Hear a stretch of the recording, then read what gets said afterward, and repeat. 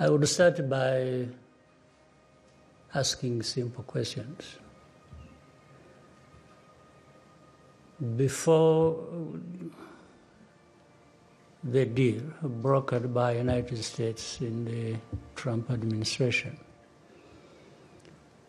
whatever name you may want to give it, what did other administrations, whether in the United States or Europe or anywhere else, did they offer? What is it? I mean, we could be talking about something. Let's talk about it. Before we come to Trump administration and the deal brokered, you are a journalist, you follow different events and the news and so on, you put things in their perspective, in history and so on and so forth. Make a reference. Well, even if you don't make it to me now, but in your mind, try to remember what other deals that had been brokered by anybody that were even suitable to deal with the problem in DRC. I think some of the players in the region were concerned with the problem.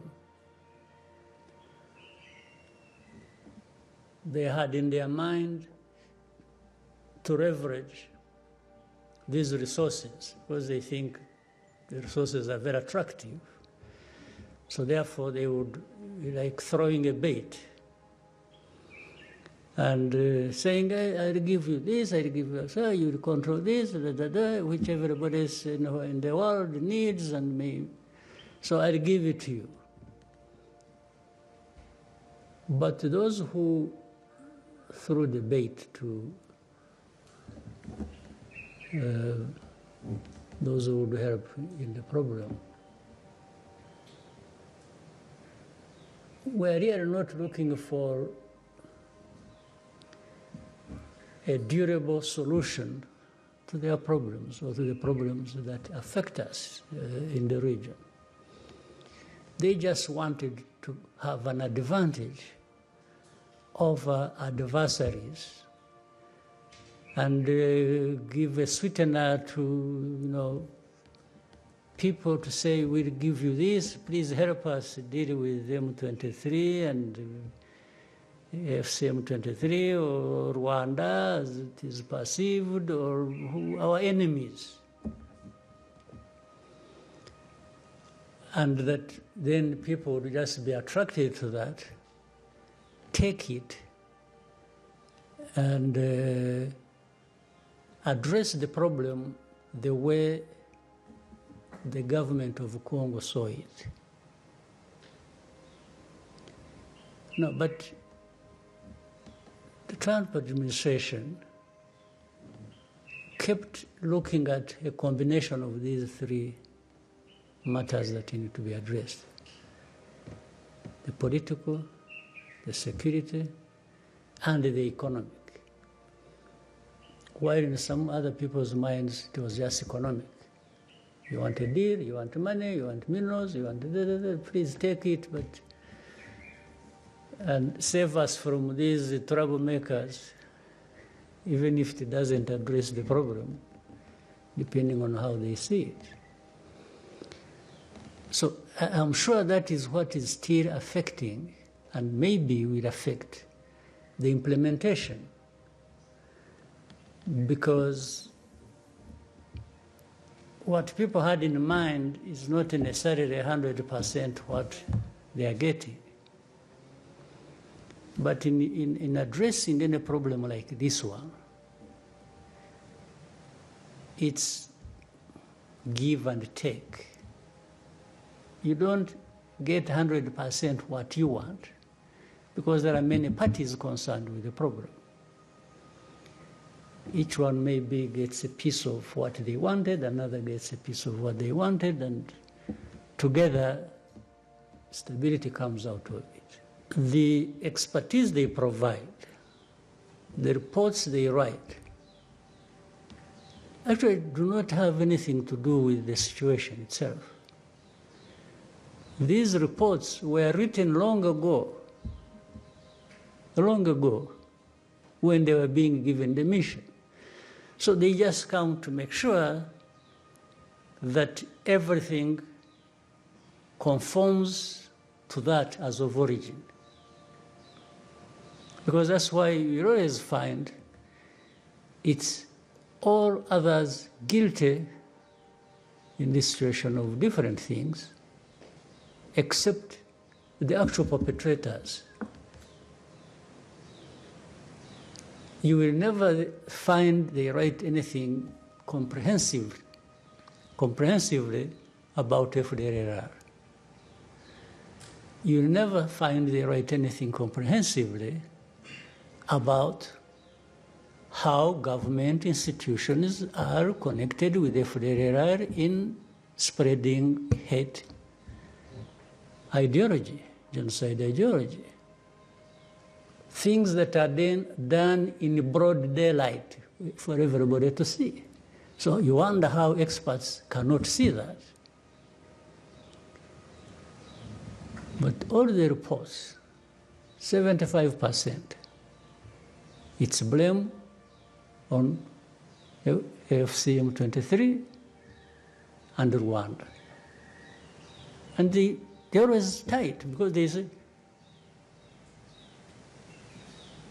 Rwanda-backed M23.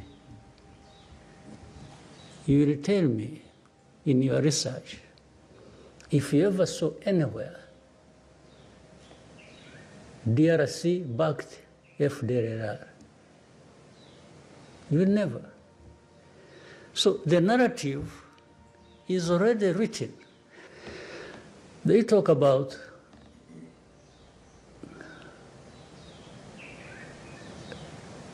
minerals as the center of the whole problem. By the way, they should also blame themselves, because if you highlight minerals, and then later on you blame somebody for also saying, yes, we have a deal in minerals, but around that we want to solve a problem, because they are the ones who highlighted the minerals in the first place. So how do they blame Trump administration for saying we got a big deal on minerals? Yeah, but you made the minerals the issue. You, the people who are blaming everybody, including blaming the Trump administration. But the way they used that, it was like Rwanda is just in Congo doing whatever, supporting M23, or even the existence of M23 is about minerals, according to them. So they keep playing, even overplaying this narrative. In the end, it works to the detriment of the solution to the problem. So for me, I'm thankful to President Trump's decision. And by the way, even if it doesn't work, I don't think they should be the ones to be blamed. They are not the ones to blame. Because in the end, they are not the ones to implement what we have agreed. They just brought people together concerned with the problem, and they've introduced a new way of approaching this problem, which has not been forthcoming from others. And so here, it's our job, it's our task for us in the region to implement that, or DRC or Rwanda to implement their part of the bargain in the agreement.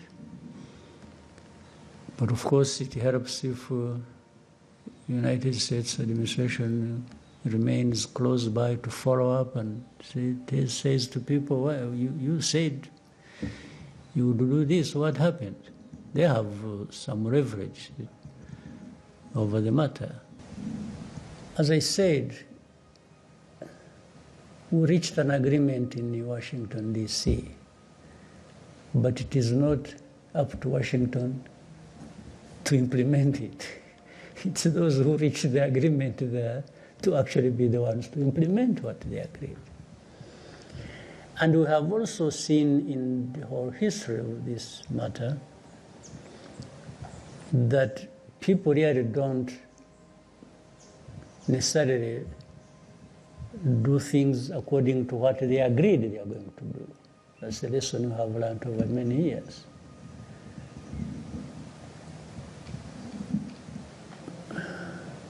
So if FDLR is not dealt with, and we have set out the way to deal with it in the agreement,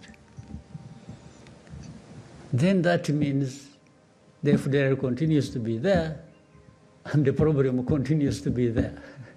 And Rwanda will always do what it has to do when FDLR is along our border.